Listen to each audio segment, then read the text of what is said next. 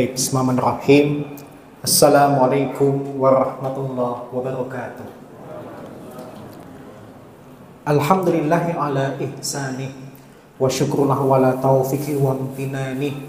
Asyhadu an la ilaha illallah wahdahu la syarika lahu ta'ziman li sya'ni wa asyhadu anna nabiyyana Muhammadan abduhu wa rasuluhu adda ila ridwani. Allahumma sholli wa sallim wa barik alaihi wa ala alihi wa ashabihi wa ikhwanih amma ba'd. Allahumma la sahla illa ma ja'altahu sahla wa anta taj'alul hazna idza syi'ta sahla. Allahumma inni a'udzubika min qalbin la yakhsha wa min du'ain la yusma wa min nafsin la tashba wa min ilmin la yanfa. Allahumma inni a'udzubika min haulail arba.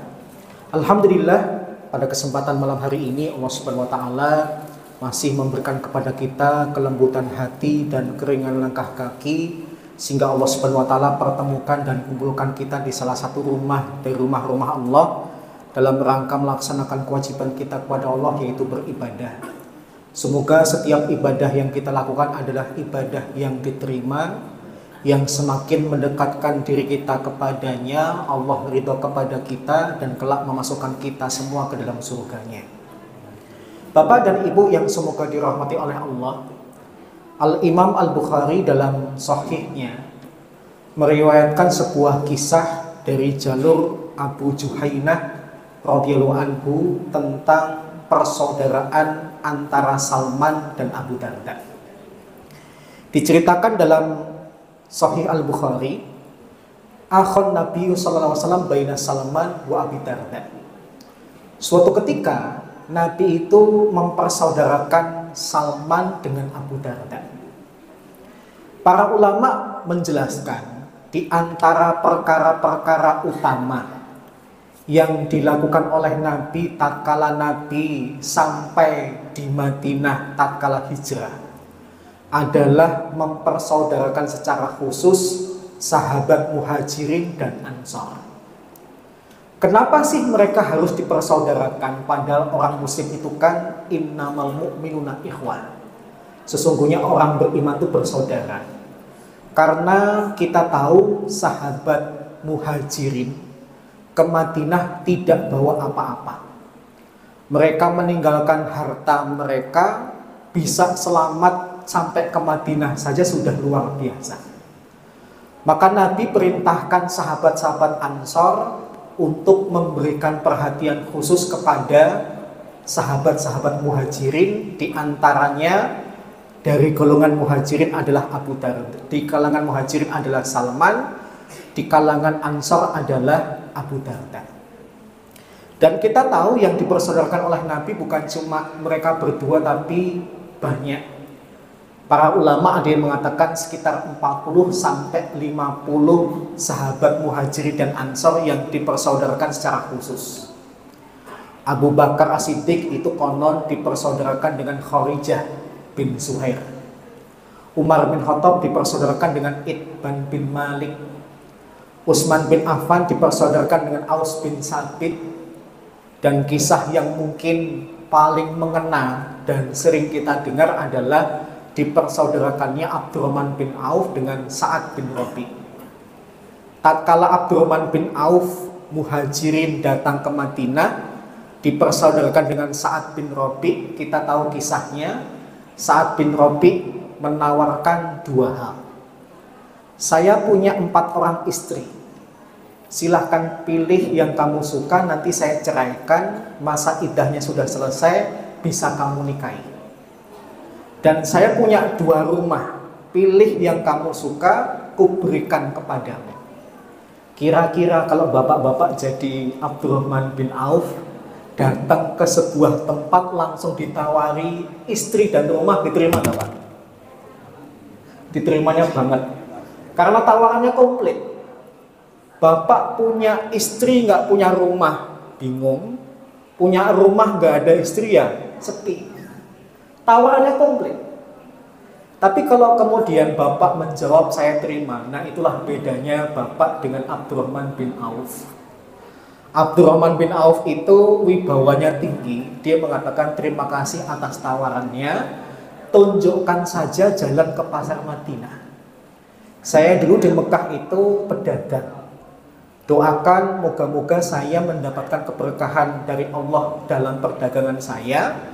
Nanti bisa beli rumah sendiri, cari istri sendiri. Subhanallah. Abdurrahman bin Auf itu memang Allah takdirkan kaya. Orang tuh kalau sudah takdirnya kaya, seandainya miskin sebentar. Dan kebalikannya, kalau orang itu sudah ditakdirkan miskin, kalaupun kaya cuma sebentar. Seperti tetangga saya itu dapat gusuran tol 2M. Awalnya petani. Dia bilang saya itu cuma bisa nabung setiap bulan 300, mentok 500 ribu. Tapi dapat gusuran tol 2M. Karena memang nggak bakat kaya. Ciri khas orang tidak bakat kaya itu apa? Dapat duit langsung belanja. Tapi kalau orang bakat kaya, dapat duit investasi, dibisniskan biar duitnya itu muter. Dia beli barang-barang yang selama ini belum pernah kebeli. Beli TV 40 in, beli truk, sehingga dalam waktu sekitar 2 pekan saja 2 miliar itu habis karena diantaranya diberikan kepada anak-anaknya. Kalau memang nggak bakat kaya, meskipun sempat kaya cuma sebentar. Buktinya apa? Dia itu mohon maaf meskipun beli truk, tetapi kebiasaan sebelumnya nggak bisa hilang. Dia ini hobinya nonton sepak bola, bahkan keluar kota pun diturutin. Dan hobinya kalau nonton sepak bola itu apa? Naik truk. Tapi bukan yang di depan, yang di baknya. Meskipun berjam-jam sehat. Tapi kalau didudukkan di samping sopir, baru 10-20 menit muntah. Ini tanda orang ini memang gak bakal jadi orang kaya. Istrinya yang seumur hidup belum pernah dibelikan perhiasan emas, dibelikan. Begitu dipakai, bengkak. Cocoknya istrinya itu pakai perhiasan yang imitasi. Mohon maaf, orang Jawa itu punya kalimat nusuk banget tapi kok maknanya benar. Orang yang tidak bakat kaya itu orang Jawa nyebutnya apa? Katutan balung kere. Iya, ada istilah itu kan di bahasa Jawa ya. Katutan balung kere gitu. Wali itu bilang, nggak bakat jadi orang kaya. Tapi kalau Abdurrahman bin Auf orang kaya, miskin cuma sebentar, kaya lagi. Dalam waktu sekitar 6 bulan dia bisa menguasai pasar Madinah, benar. Duitnya banyak, bisa beli rumah sendiri, cari istri sendiri. Nah, di antara sahabat yang dipersaudarakan secara khusus Muhajirin dan Ansor, yang kisahnya akan kita bahas adalah Salman dan Abu Darda. Siapakah Salman, siapakah Abu Darda? Salman itu nama setelah Islam. Dia sebenarnya orang Persia. Nama aslinya itu adalah Mabad bin Budkhoshan. Berasal dari sebuah kampung namanya Jayun di kota Isfahan di negeri Persia. Ciri khasnya bukan rambut berwarna hitam, karena orang Persia itu rambutnya merah. Orang Persia terkenal agama aslinya itu adalah Majusi, nyembah api. Sampai kemudian dia bergaul dengan pendeta Nasrani, pindah Nasrani.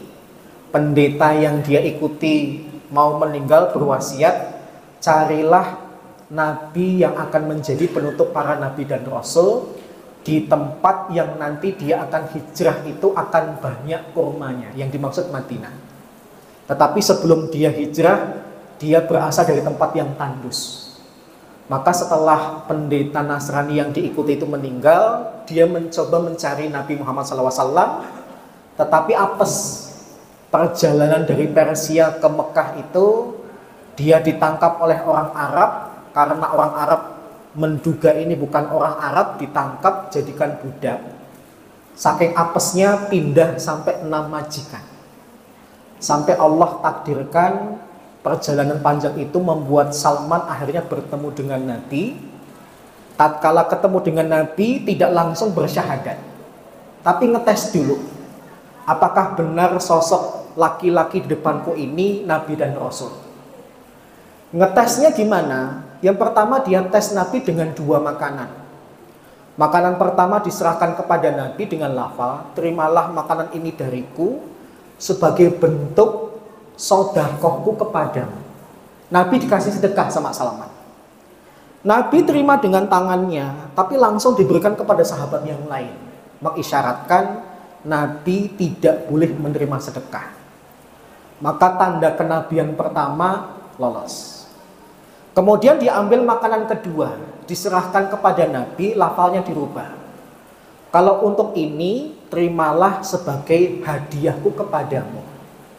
Maka kemudian Nabi menerima, dimakan sedikit, kemudian sisanya diberikan kepada para sahabat. Menunjukkan Nabi menerima hadiah. Ujian kedua, lolos. Ujian ketiga, Salman kemudian menuju ke belakang tubuh Nabi, ingin ngintip sesuatu dari Nabi. Yang ingin diintip apa? Stempel kenabian. Para ulama mengatakan bahwasanya setiap nabi dan rasul itu punya tanda fisik khusus. Tanda fisik khususnya apa? Yaitu daging tipis seperti jengger ayam yang besarnya tidak melebihi telur burung merpati, yang terletak di bagian punggung atas Nabi. Nabi paham Salman ingin ngintip itu, maka Nabi kemudian buka baju bagian atas sedikit biar Salman bisa ngelihat, dan ternyata ada. Maka tiga tanda kenabian Nabi semuanya lengkap, tidak ada alasan lagi bagi Salman untuk tidak segera bersyahadat. Terkait dengan stempel kenabian atau tanda kenabian, para ulama mengatakan konon setiap nabi dan rasul ada. Sebagian kecil ulama ada yang menambahkan konon nanti Imam Mahdi juga bakal punya itu. Tapi ingat ya, yang punya itu adalah nabi dan rasul. Kalau nanti bapak pulang ke rumah kok ngelihat ada, itu bukan tanda kenabian. Itu kutil, Pak, yang segera harus dioperasi. Paham ya? Jadi jangan langsung pulang, wah kayaknya aku nabi, bikin status, bikin kantor khusus dan sebagainya, bukan. Paham ya? Baik, Salman. Salman ini kemudian terkenal dalam Islam kenapa? Karena dia inisiator dalam perang Khandaq. Perang di mana Nabi itu bikin strategi, setengah kota Madinah itu dilingkari oleh parit raksasa. Nabi saat itu rapat dengan para sahabat. Kita ini enaknya nyerang atau bertahan? Nabi dan sebagian sahabat pengennya nyerang. Konsekuensinya Madinah ini kosong. Tapi kemudian Salman berkata, ya Rasulullah, saya ini orang Persia. Orang Persia itu kalau perang kalah jumlah, taktiknya adalah bikin parit yang melindungi wilayah mereka, biar musuh tidak leluasa masuk, tapi kita tetap bisa menyerang mereka. Dan ternyata dalam musyawarah itu usulan Salman lah yang dipakai. Nabi pengen nyerang, sahabat dan Salman yang lain pengen bertahan. Tapi ternyata pendapat Salman yang dipakai. Apa pelajarannya? Nabi itu meninggalkan tradisi yang baik namanya musyawarah. Dan Nabi itu ketika bermusyawarah berlapang dada. Kalau idenya tidak terpakai, tidak boleh marah. Konsekuensi kalau musyawarah ternyata memang tidak seperti yang diharapkan, ditanggung bersama. Itu yang diajarkan oleh Nabi. Maka menjadi sebuah kritikan besar bagi kita. Kalau kita rapat RT, arisan, pertemuan, usul kok nggak dipakai, mutung. Pertanyaannya, antum siapa? Ustadz bukan, kiai bukan, nabi juga bukan, kok mutung? Nabi aja nggak mutung, Pak. Padahal Nabi, gitu ya. Beliau rela ketika usulan sahabat yang lain lebih diterima daripada usulan beliau. Kemudian Salman itu di zaman Umar bin Khattab dijadikan gubernur Kufah. Tatkala penduduk Kufah mendengar akan ada gubernur baru, maka gambarannya seperti ketika masih kecil di zaman Presiden Soeharto ketika mau ke Solo. Kita itu ketika masih kecil, Pak Harto mau ke Solo kan anak-anak sekolah baris di pinggir jalan, bawa bendera merah putih kecil dari plastik, nanti kalau mobilnya Pak Harto lewat dilambai-lambaikan. Mereka ingin menyambut gubernur mereka yang baru, Salman Al-Farisi. Bayangan mereka, Salman ini nanti datang dengan rombongan, bajunya bagus, kelihatan banget pejabat. Mereka sudah berbaris di pinggir jalan kanan dan kiri. Ditunggu lama, yang lewat cuma seorang laki-laki pakaiannya sederhana, sendirian dan hanya menunggang seekor keledai. Maka ketika laki-laki ini lewat, gak ada seorang pun penduduk Kufah yang gubris. Paling-paling cuma orang numpang lewat. Sampai ketika laki-laki ini sudah tidak terlihat lagi, ditunggu lebih lama lagi, kok gak ada yang lewat-lewat. Maka kemudian salah seorang di antara mereka berkata, jangan-jangan gubernur kita tuh yang lewat tadi. Sendirian, pakaian sederhana, kendaraannya sederhana. Bukan onta, bukan kuda, tapi keledai. Kira-kira di zaman sekarang ini ada nggak pejabat model kayak gitu, Pak? Sederhana, pakaiannya biasa, kendaraannya tidak mewah. Ada nggak kayak gitu? Ada, pas kampanye. Paham ya? Nanti kalau sudah jadi nggak kayak gitu. Paham ya? Ada, tapi pas kampanye. Nanti kalau udah jadi beda ceritanya. Paham ya? Ternyata akhirnya mereka sadar kalau ternyata yang datang tadi sendirian dengan pakaian sederhana dan kendaraan sederhana adalah gubernur baru mereka, Salman Al-Farisi. Bahkan saking sederhananya, Salman itu pernah inspeksi ke pasar. Karena saking sederhana dalam berpakaian, ada orang datang dengan barang dagangannya di atas punuk-punuk ontanya yang banyak. Dia kemudian berhenti di pasar Kufah, celinguk kanan, celinguk kiri, nyari buruh panggul.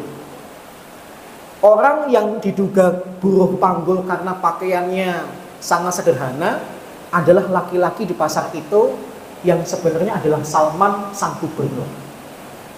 Kalau dalam bahasa kita sebagai pedagangnya, mas sini tolongin saya, turunin barang dagangan saya.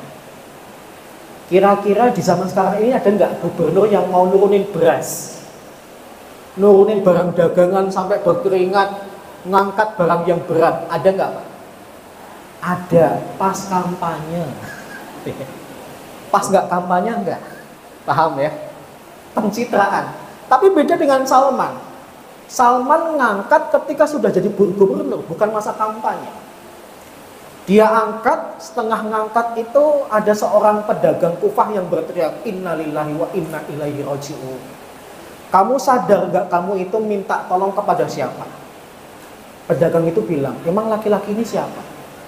Dia adalah Salman, dia adalah gubernur kami. Kok kurang ajar banget kamu minta tolong kepada pejabat kami? Ketakutan dia, khawatir nanti kalau Salman marah, tapi lihat betapa tawadhunya Salman. Udah tenang saja, gak usah takut. Saya memang niat nolong kamu bukan karena apa-apa, karena saya lihat memang kamu sedang butuh pertolongan. Subhanallah. Kemudian Salman ketika dipersaudarakan dengan Abu Darda, salah satu kisah yang saya ingat-ingat terus itu adalah Salman suatu ketika naksir seorang gadis. Dia ngajak Abu Darda untuk melamar gadis itu. Sampai di rumah si gadis, diterima di dalam rumah oleh ayah si gadis. Salman kemudian langsung cerita, kedatangan saya kemari ingin melamar putri bapak. Kalau diterima alhamdulillah, nggak terima juga nggak apa-apa. Apa jawaban dari bapak si gadis? Kalau yang melamar putri saya adalah teman sebelahmu itu, yaitu Abu Darda, lamarannya saya terima. Tapi mohon maaf kalau yang melamar kamu Salman, lamarannya tidak saya terima. Kira-kira kalau bapak ngajak temen, bapak yang niat lamar tapi bapaknya malah lebih suka kalau menantunya adalah teman bapak, kira-kira nanti bapak dan teman bapak itu hubungannya bakal tetap bagus nggak? Saya yakin tidak. Mungkin kita langsung ngomong, lo, gue, N gitu. Nyesel aku ngajak kamu. yang lamar aku tapi bapaknya malah pingin kamu jadi menantunya. Tapi lihat kebesaran hati Salman. Salman berkata apa? Kalau itu yang bapak inginkan, silahkan nikahkan putri bapak dengan Abu Darda. Kemudian dia ngomong sama Abu Darda, ini uang yang sudah aku kumpulkan untuk menikah, ternyata takdirnya yang menikah adalah kamu. Uang tabungan untuk menikah dirinya diserahkan kepada orang lain untuk menikahi gadis pujaannya. Itu kira-kira zaman sekarang ada nggak? Ada di FTV, Pak. Di sinetron. Ya, tapi kalau kisah nyata ya cuma Salman. Subhanallah, itulah Salman. Dia dipersaudarakan dengan siapa? Abu Darda. Panggilan juga. Nama aslinya siapa? Uwaimir bin Zaid bin Qais. Terkenal sebagai pemanah ulung, pedagang, dan terkenal sebagai abid, ahli ibadah. Sebelum nanti diatur oleh Nabi dan ditegur oleh Nabi, Abu Darda itu setiap hari puasa dan setiap malam tahajud. Tahajudnya agak ekstrim, mulai dari ba'da isya sampai menjelang subuh. Nanti baru dirubah model puasa dan qiyamul lailnya setelah ditegur oleh Nabi. Tapi sebelum ditegur oleh Nabi modelnya kayak gitu. Hadis ini menceritakan suatu ketika Fazar Salman Abu Darda. Salman kemudian mengunjungi Abu Darda, ternyata Abu Darda belum pulang. Yang membukakan pintu adalah Ummu Darda, istrinya. Kemudian ketika dibukakan pintu oleh Ummu Darda, istri Abu Darda, Salman melihat pemandangan yang tidak biasa.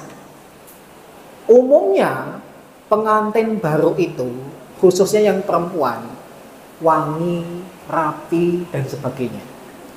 Tapi kok dia melihat Ummu Darda mutabaddilah, kucel. Ini kayaknya ada yang salah. Kemudian Salman memberanikan diri bertanya, Masya'nuk, apa yang terjadi dengan dirimu? Kok penampilanmu kusut kayak gini, nggak seperti penampilan pengantin baru pada umumnya?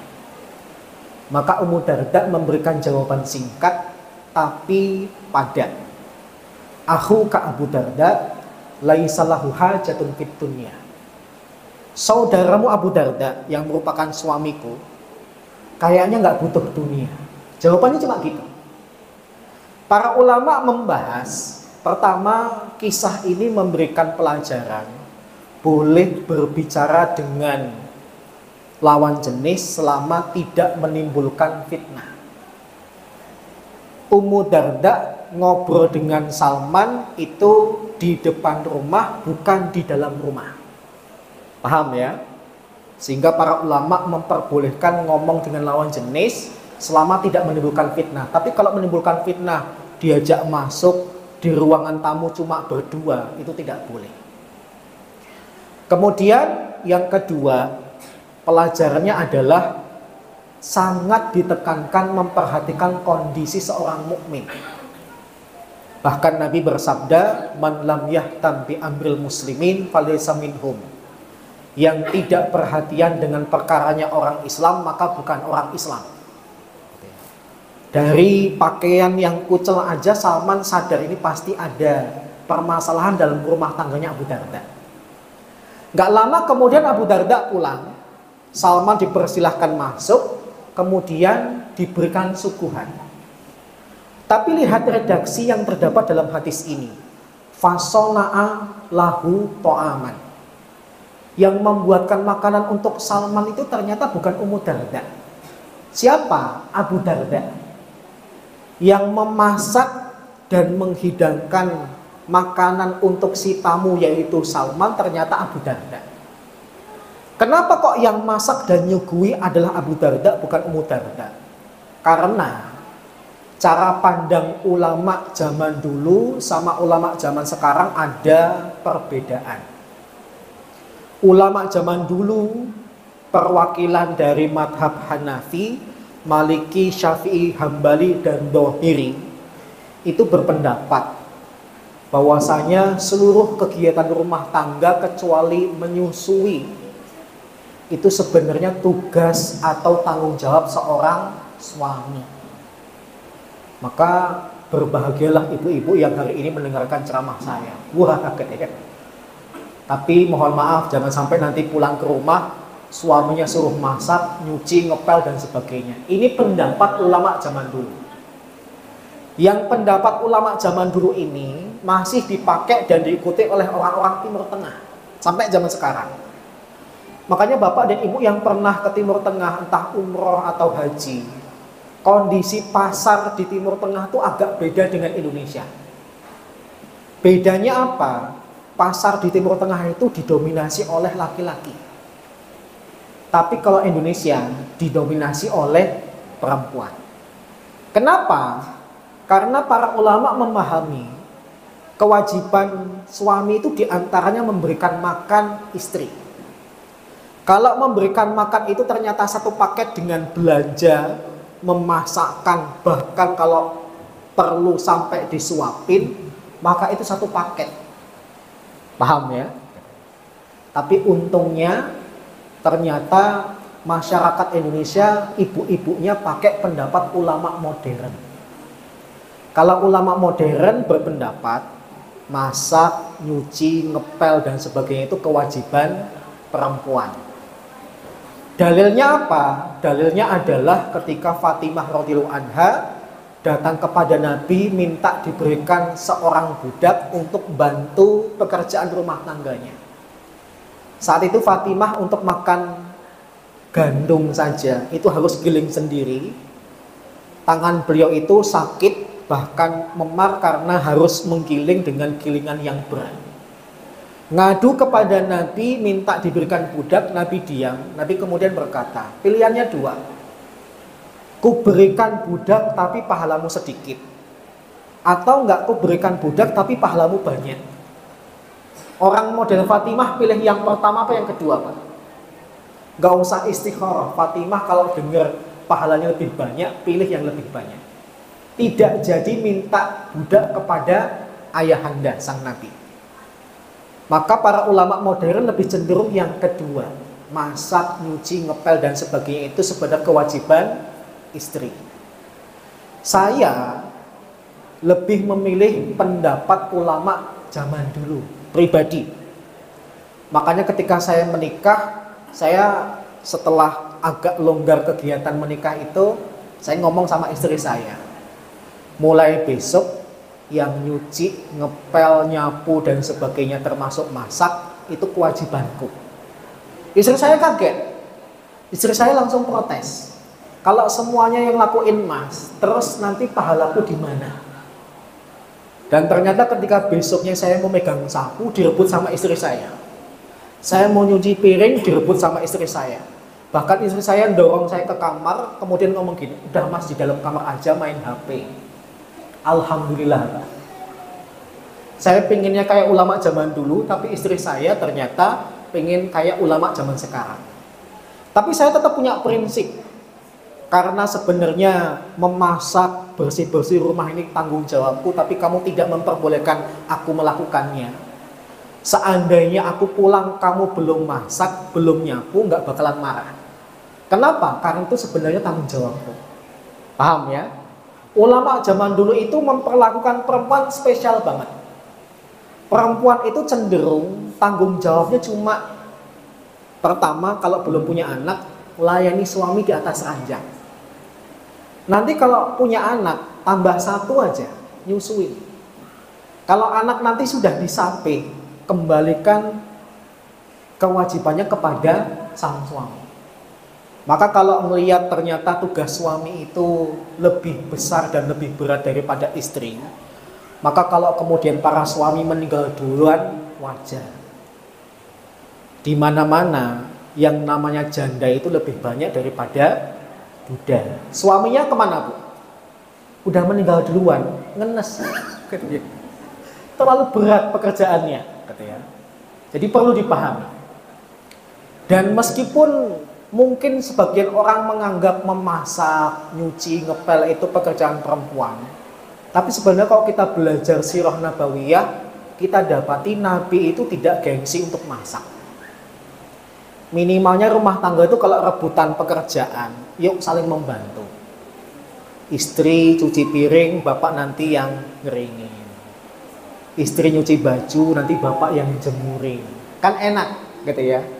Jangan saling menyerahkan, tapi kalau bisa saling berebut, saling membantu itu lebih enak. Biar bapak nanti juga punya wibawa, istri juga dihargai. Itu lebih baik. Jadi bicara tentang cara pandang antara ulama zaman dulu sama zaman sekarang ada perbedaan. Nah, kembali lagi terkait dengan masak, nyuci dan sebagainya. Nabi memberikan isyarat beliau tidak gengsi untuk masak. Makanya mohon maaf, sebenarnya ada beberapa pekerjaan yang kalau sampai dipegang oleh laki-laki sebenarnya lebih hebat kalau dipegang perempuan. Yang pertama itu apa? Masak. Masak itu kalau dipegang laki-laki sebenarnya lebih bagus kalau dipegang perempuan. Kenapa? Karena laki-laki itu kalau masak pakai rumus. Dan pantang merubah rumus. Makanya di mana-mana lebih banyak koki laki-laki daripada koki perempuan. Ya enggak, Bu? Nah, laki-laki itu kalau masak pakai rumus. Takaran bawang putih, bawang merah, cabai, garam, merica segini ya segini. Makanya ketika makanan nanti siap udah matang, rasanya sama. Tapi kalau ibu-ibu itu suka ngerubah rumus. Wah, cabai lagi mahal, cabainya dikurangi. Bawang lagi mahal, bawangnya dikurangi. Garam lagi langka nih, garamnya dikurangi. Sehingga hasilnya minimalis. Tapi kalau laki-laki sesuai dengan rumus, rumusnya gitu pantang dirubah rumusnya. Paham ya? Tapi kalau ibu suka ngerubah rumus. Yang kedua, jahit. Jahit itu kalau dipegang laki-laki mohon maaf lebih bagus daripada perempuan. Mana yang lebih mahal? Penjahit laki-laki apa penjahit perempuan? Laki-laki. Kenapa, Pak? Kualitasnya. Dan ketika dia narik atau megang kain untuk nanti dijahit, ditindih itu lebih kuat. Ototnya kan lebih kuat daripada perempuan. Makanya perempuan kalau jahit itu mohon maaf, ibu saya itu juga bisa jahit. Saya punya baju bikinan ibu saya. Itu saya ngelihat ya nggak sekenceng kalau dijahit oleh penjahit laki-laki. Paham ya? Bukan menghina, tapi bicara fakta. Yang ketiga, cukur rambut. Sebenarnya perempuan tuh lebih banyak daripada laki-laki. Tapi lebih banyak mana? Salon laki-laki atau salon perempuan? Salon laki-laki. Jadi bapak tuh kalau tidak gengsi masak, kemudian jahit dan cukur rambut, ini sebenarnya lahan bisnis, Pak.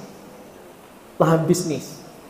Bahkan saya lahir dari pasangan yang bapak saya bisa masak, ibu saya bisa masak. Laki-laki itu kalau bisa masak nggak pernah salah. Pertama, kalau nanti istri mungkin sedang keluar rumah, keluar kota nggak ada di rumah, tetap rumah aman makannya karena sang ayah bisa masak. Yang kedua, kalau orang tua tuh bisa masak, ingat akan ada kesan yang tidak pernah dilupakan anak dari orang tuanya. Betapa banyak orang itu ketika pulang kampung alasannya apa? Kangen sama masakannya ibu, kangen sama masakannya bapak. Saya khawatir dengan zaman sekarang di mana sudah merajalela GoFood, ShopeeFood dan sebagainya. Maka jangan heran nanti kalau anak terbiasa makan beli, dia nanti merantau tidak punya alasan untuk kangen sama orang tuanya. Paham ya? Jadi jangan remehkan. Yang dilakukan Nabi bisa kita lakukan. Nabi masak, kita ikut masak. Nabi pernah menjahit baju beliau yang sobek, jangan gengsi untuk bisa menjahit. Nabi itu juga pernah potong rambut sendiri meskipun belum ada gunting, tapi dengan pisau sederhana, artinya ada isyarat potong rambut, itu bisa kita lakukan, itu lebih baik. Kalau perbuatan sama-sama datang dari Nabi sama bukan dari Nabi, lebih enak ngikutin Nabi. Kemudian setelah terhidangkan makanan untuk Salman, Abu Darda menghidangkan kepada Salman sambil berkata, silahkan dimakan tapi kamu makan sendiri ya, karena saya berpuasa. Karena Abu Darda tadi kelebihannya apa? Setiap hari berpuasa, setiap malam qiyamul lail, bahkan dari ba'da isya sampai menjelang subuh. Mendengar dia nanti bakal makan makanan ini sendiri, Dia kemudian protes, oh nggak bisa. Kalau kamu pengen makan, aku makan makanan ini, suguhan ini, kamu harus makan sama saya. Maka Abu Darda terpaksa membatalkan puasa sunnahnya. Para ulama mengatakan di antara alasan boleh membatalkan puasa sunnah itu, pertama, menghormati tamu. Nyuguin dia makan sendiri, kita nggak ikut makan, itu bikin pekiwuh tamunya. Biar lebih enak makan, kita makan, dia makan. Maka para ulama memperbolehkan. Tapi diingat, ini puasa sunnah yang berulang. Senin Kemis dibatalin karena ada tamu nggak apa-apa. Ayyamul Bid dibatalin karena ada tamu nggak apa-apa, karena berulang. Tapi kalau puasa Asyura, Arafah yang datangnya setahun sekali kok dibatalin, eman-eman. Paham ya? Yang kedua, boleh membatalkan saum sunnah itu karena apa? Karena ada undangan makan, jagong yang identik dengan makan. Kita niat puasa sunnah, tapi ada undangan jagong. Undangan jagongnya pagi. Padahal kita sudah sahur, sudah niatin puasa sunnah, kok ada undangan jagong. Maka boleh dibatalkan, menghormati orang yang undang kita. Paham ya? Tapi undangannya dilihat dulu jam berapa. Kalau memang jarak dengan sahur itu baru sebentar, baru beberapa jam, dibatalkan nggak apa-apa. Tapi kalau undangannya mendekati maghrib, misalnya seandainya ya ada undangan pernikahan atau jamuan pernikahan kok jam 4 sore, 1,5 jam atau 2 jam lagi waktunya berbuka, dibatalin eman-eman. Paham ya? Udah terlalu lama kita berpuasa, tinggal sedikit lagi.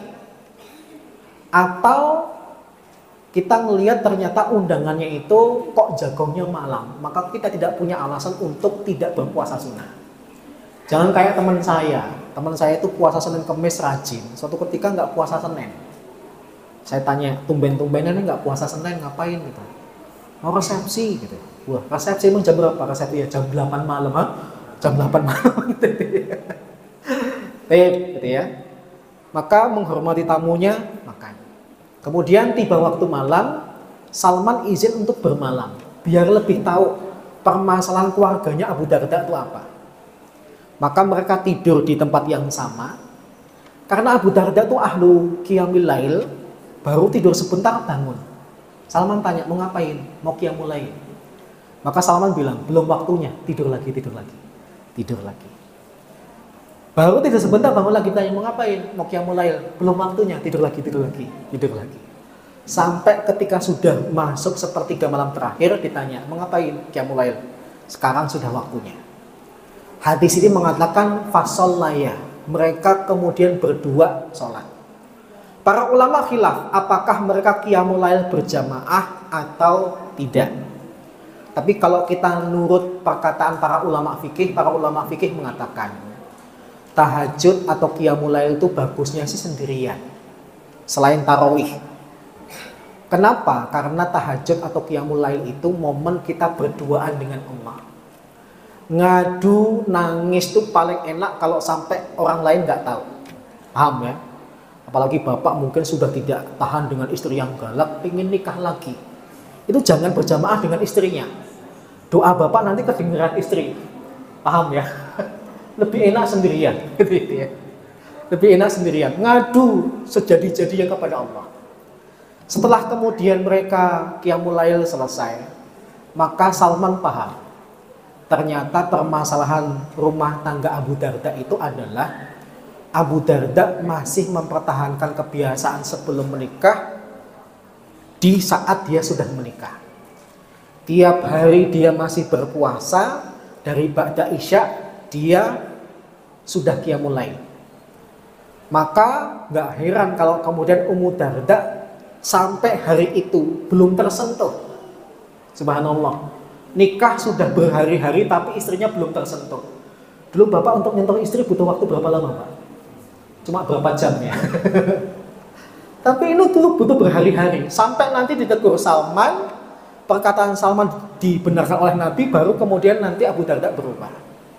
Kemudian sebelum pamit, Salman kemudian nasihati Abu Darda. Inna li rabbika 'alaika haqqan wa li ahlika 'alaika haqqan wa li nafsika 'alaika haqqan fa'ati kulli haqqin haqqan. Allah tuh punya hak terhadap dirimu, keluargamu punya hak terhadap dirimu, tubuhmu punya hak terhadap dirimu. Maka berikan setiap pemilik hak-hak ini haknya. Kemudian pamit. Kemudian tatkala subuh Abu Darda ke masjid bermakmum kepada Nabi. Setelah kemudian selesai sholat, dia ceritakan kisah yang dia alami dengan Salman kemarin sampai menjelang subuh. Dia ceritakan Salman berkunjung, kemudian membuat dia membatalkan puasa sunnahnya, dikit-dikit bangun ditegur, tidur lagi, sampai kemudian dia mulai bersama. Kemudian akhirnya Nabi diceritakan nasihat Salman kepada Abu Darda. Nabi kemudian mengatakan dengan 2 kata saja, Shadaqa Salman. Sungguh yang dikatakan oleh Salman itu benar. Tapi apa pelajaran yang bisa kita ambil dari kisah ini? Yang pertama, kisah ini menggambarkan betapa pentingnya memperhatikan sesama muslim. Bahkan begitu perhatiannya para sahabat dengan sahabat yang lain, dilihat dari bajunya aja mereka tahu sahabatnya sedang punya masalah. Bahkan saya pernah membaca ada riwayat para sahabat itu mengenal bau badan satu sama lain. Gak usah nengok kalau di samping saya itu ada Ustadz Husain, dari bau badan yang saya cium, oh ini pasti Ustadz Husain. Subhanallah, itu para sahabat. Begitu kenalnya, begitu akrabnya mereka satu sama lain, sampai dari bau badannya aja tahu.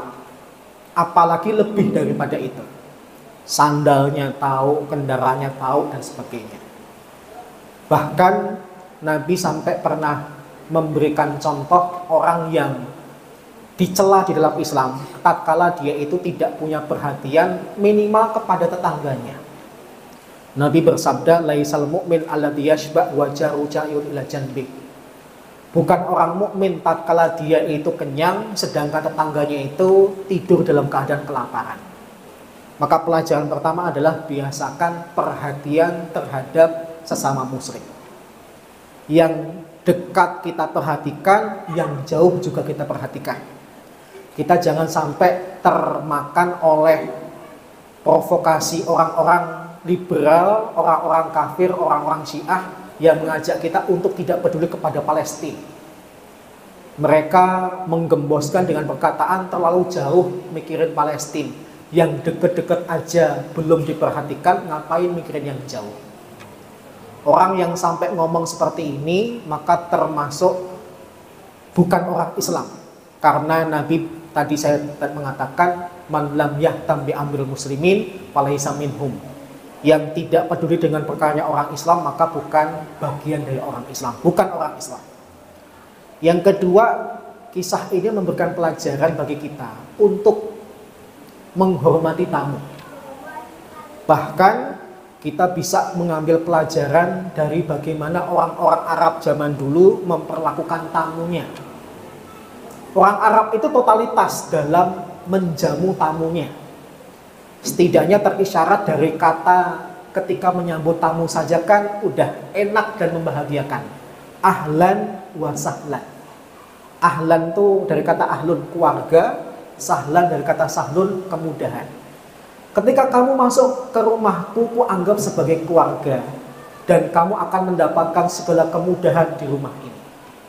Saking mudahnya kalau kita bertandang ke rumah orang Arab zaman dulu. Sampai-sampai untuk minum saja nggak mungkin kita nuang sendiri. Saya ketika kuliah di Madinah itu pernah berkunjung ke rumah Syekh Muhammad Al-Arifi hafizahullah ta'ala, yang beliau kemudian ngajak anak beliau yang masih berusia 5 tahun untuk megang teko. Tugasnya ngawasin kalau tamunya itu kok minumannya tinggal sedikit, dituangin segitunya, padahal saya nuang sendiri bisa. Kalau di masyarakat Jawa kan enggak ya, biasanya nuang itu orangnya sendiri. Saya melihat ketika kita misalnya kumpulan RT, arisan dan sebagainya, kalau minuman kita sudah tinggal sedikit, nanti ada teko yang dikelilingkan, kita nanti yang nuang sendiri. Tapi itu pantang bagi orang-orang Arab zaman dulu. Bahkan sebagian ulama menganggap ada kisah yang diduga benar. Tatkala ada orang Arab Badui tinggal di padang pasir, kok kedatangan tamu, dia kemudian kebingungan, nanti mau nyuguhin apa, nggak ketemu binatang yang bisa disembelih, sampai terlintas, gimana kalau saya sembelih anak saya untuk nyuguhin tamu. Tapi ternyata Allah cegah, Allah datangkan kambing yang tersesat, anaknya tidak jadi sembelih, kambing ini yang disembelih. Pelajarannya bukan dari segi kejamnya, tapi pelajarannya adalah totalitas dalam nyuguhin tamu. Bahkan di setiap Idul Adha kita pasti diingatkan dengan kisah Nabi Ibrahim. Kisah Nabi Ibrahim bukan terkait dengan akan nyembelih putranya saja, tapi Nabi Ibrahim juga pernah mengalami kasus didatangi malaikat nyamar jadi manusia menjadi tamu beliau. Lihat perkataan Allah ketika Nabi Ibrahim kedatangan tamu yang tidak dikenal, maka Allah menceritakan bagaimana suguhannya Ibrahim kepada para tamunya. Bi'ijlin sami. Ibrahim memberikan suguhan dengan daging sapi yang gemuk. Jadi di zamannya Ibrahim untuk makan daging itu nggak harus nunggu Idul Adha. Paham ya? Beda dengan kita, untuk makan daging aja harus nunggu Idul Adha, Pak. Jadi tamu saja bisa makan daging sapi, bahkan sapinya yang gemuk.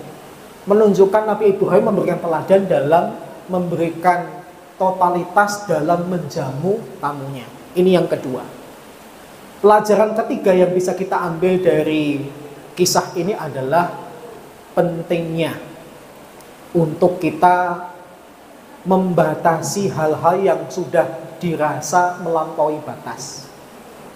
Ketika kemudian Nabi tahu ternyata Abu Darda setiap hari puasa, qiyamul lailnya kemudian ternyata dari ba'da isya, Nabi tegur, maka dia kemudian tidak berpuasa setiap hari tapi dirubah.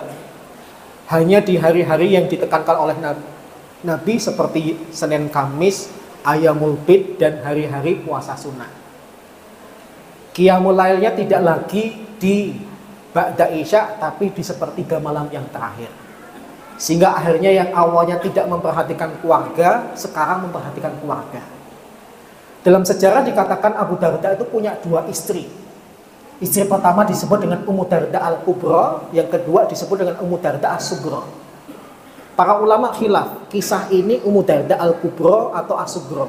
Tapi kalau saya secara pribadi berpendapat, milih pendapat yang mengatakan Ummu Darda Al-Kubra, istri pertama. Bahkan karena Abu Darda yang awalnya tidak memperhatikan keluarga, jadi memperhatikan keluarga. Tatkala Abu Darda meninggal, Ummu Darda menjadi janda, masa iddahnya sudah selesai, dilamar oleh Muawiyah. Muawiyah datang melamar Ummu Darda. Maka kemudian Ummu Darda memberikan jawaban, saya tahu engkau itu orang yang mulia, orang yang gagah dan berwibawa. Tapi mohon maaf, lamaranmu kepadaku aku tolak. Karena suamiku ketika masih hidup pernah mendengar dari Nabi, di mana Nabi SAW bersabda, al-mar'atu ma'azauji al-akhir fit dunya. Perempuan muslimah itu nanti ketika masuk surga bersama dengan suaminya yang terakhir. Saya cinta banget dengan Abu Darda. Saya pengen nanti ketika di surga dengan Abu Darda, bukan dengan laki-laki yang lain. Alhamdulillah, saya punya ibu, saya umur 3 tahun itu sudah yatim. Ibu saya agak cantik. Ketika saya masuk SD itu guru olahraga saya naksir ibu saya. Makanya dia baik banget sama saya, dikasih jajan dan sebagainya. Ujung-ujungnya tanya, rumah kamu mana, Nang? Tanya, saya tunjukin karena saya tidak tahu. Ternyata dia pengen ngelamar ibu saya. Ternyata ibu saya pernah dengar sabda Nabi itu. Nolak lamaran keluarga saya dengan mengatakan saya itu cinta banget sama mendiang suami saya. Saya nggak pingin nanti ketika meninggal kok disandingkan dengan laki-laki lain kecuali dengan mendiang suami saya. Jadi ini alasan kalau ibu pingin tetap menjanda, tidak menikah lagi karena cinta banget dengan mendiang suami. Silahkan menjanda terus sampai meninggal kalau memang mendiang suami itu laki-laki yang soleh. Biar nanti disandingkan lagi dengan dirinya. Tapi kalau mendiang suami itu kok pemabuk, nggak pernah sholat, penjudi, kasar dan sebagainya, maka pertama ketika meninggal ucapkan alhamdulillah mati juga orang ini. Yang kedua, ketika nanti masa iddah ibu sudah selesai, ada laki-laki yang lebih baik ngelamar, terima. Masa ibu mau digandingkan dengan orang ini? Terima kalau ada yang lebih baik. Paham ya? Islam memperbolehkan menjanda terus-menerus, Islam juga memperbolehkan tidak menjanda menikah lagi. Tapi kalau alasannya menjanda terus-menerus karena cinta dengan mendiang suami, karena dianggap orang baik, ingin nanti di surga dengan dirinya, itu yang disabdakan dan direferensi oleh Nabi. Gitu ya. Tapi itu beberapa pelajaran yang bisa kita ambil dari kisah ini. Moga-moga bermanfaat. Kurang lebihnya mohon maaf. Demikian yang bisa saya sampaikan. Mari kita tutup bersama dengan doa kafaratul majlis dan hamdalah. Subhanakallahumma wa bihamdika. Asyhadu an la ilaha illa anta astaghfiruka wa atubu ilaik. Assalamualaikum warahmatullahi wabarakatuh.